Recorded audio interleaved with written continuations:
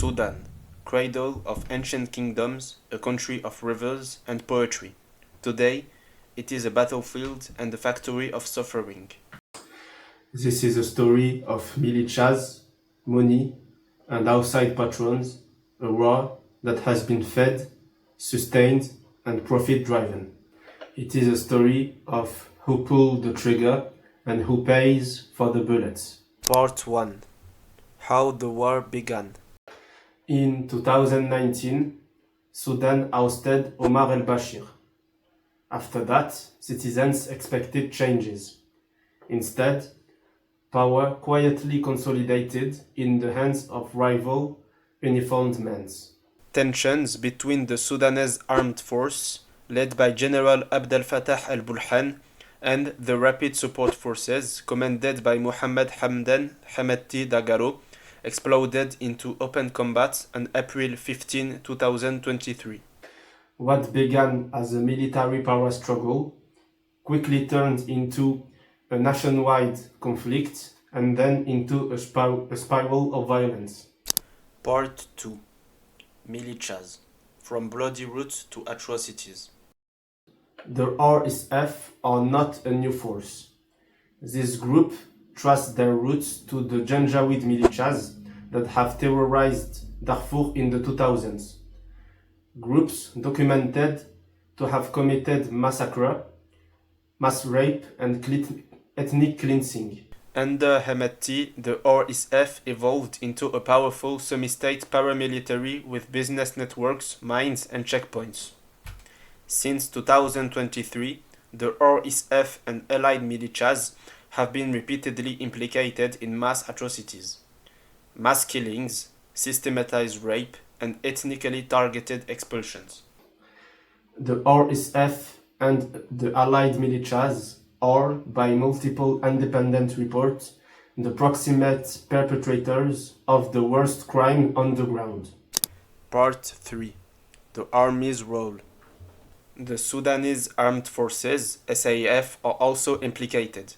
Airstrikes that struck hospitals, sieges that starved neighborhoods, arbitrary detentions, and torture have been widely reported.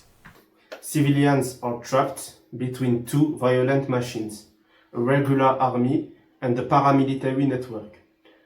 Both of them bear the responsibility for the crimes that have been committed. Part 4. External backers. Why the war keeps going. Wars need fuel. In Sudan, that fuel had been weapons, money, and geopolitics. Multiple investigations and governments claim point to a decisive external element. The United Arab Emirates, accused by the Sudan Own Defensive Council and by UN experts of materially supporting the RSF. National authorities publicly accused the United Arab Emirates of supplying advanced arms, and in May 2025, Sudan formally cut diplomatic ties with Abu Dhabi, citing Emirati support for the RSF's strikes on port infrastructure. Part 5. Gold, cash, and war economies. Gold is the lifeblood of this conflict. Mines, under the RSF control, produce gold that is smuggled through regional networks, with much of it reaching the Gulf markets. The proceeds from this mineral wealth finance the weapons and logistics that perpetrate militias fighting. Part 6. Human cost. The statistics are staggering. Millions uprooted, entire communities burned out, famine warnings and disease outbreaks. Hospitals lies in ruins, humanitarian convoys are blocked, and aid cannot reach where it is needed most. Everything shows that the situation is catastrophic, but the world is completely silent. Part 7. Accountability and the limits of international law. International law can indict and prosecute, but unfortunately it moves slowly and faces many obstacles. Part 8. What would end the war? A sustainable end requires three converging measures. A credible, inclusive political process inside Sudan, effective international pressure to cut off external supply lines, financial and military, that sustain militias, and immediate humanitarian access to prevent mass starvation and disease. Without choking the war economy, the gold, the weapons, the external patron, any ceasefire will be fragile. Part 9. Conclusion. This war is not simply local. It is the tragic result of militias committing atrocities, while outside actors feed them with money, weapons, and other resources.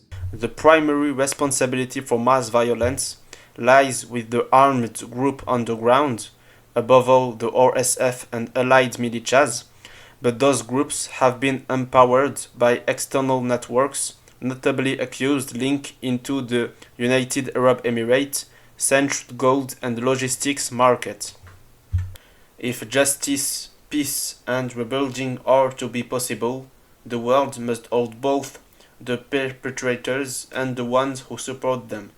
Sudan's future depends on it. Thanks for watching my video. If you liked it, don't forget to put a like and to leave a comment to say if I did something wrong or if I give you bad informations.